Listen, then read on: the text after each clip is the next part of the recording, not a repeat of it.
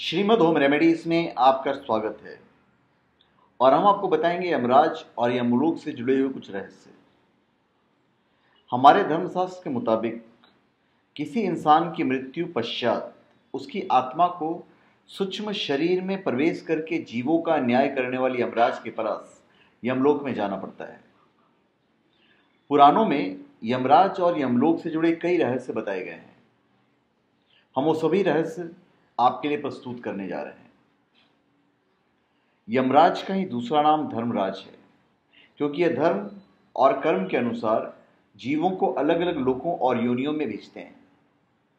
धर्मात्मा व्यक्ति को यह कुछ विष्णु भगवान की तरह दर्शन देते हैं और पापियों को उग्र रूप में। मृत्यु के बाद परलोक में जीव सबसे पहले यमराज और वरुण को देखता है।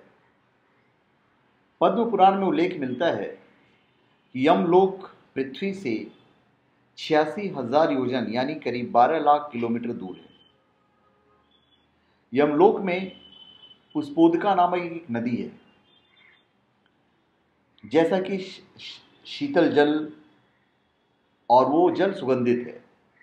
इस नदी में विशाल जांघों वाली अप्सराएं क्रीड़ा करती रहती हैं।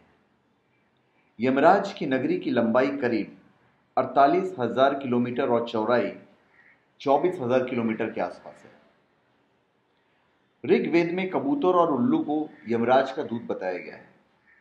गरुड़ पुराण में कौवा को यम का दूत कहा गया है। यमलोक के द्वार पर 2 विशाल कुत्ते पहरा देते हैं। इसका उल्लेख हिंदू धर्म ग्रंथों के अलावा पारसी और यूनानी ग्रंथों में भी मिलता है। यमलोक में बड़ी बड़ी अट्टालिकाएं और राजमार्ग हैं। इसका वर्णन गरुड़ पुराण में भी मिलता है। इस लोक में यमराज के सहायक चित्रगुप्त जी का भी महल है।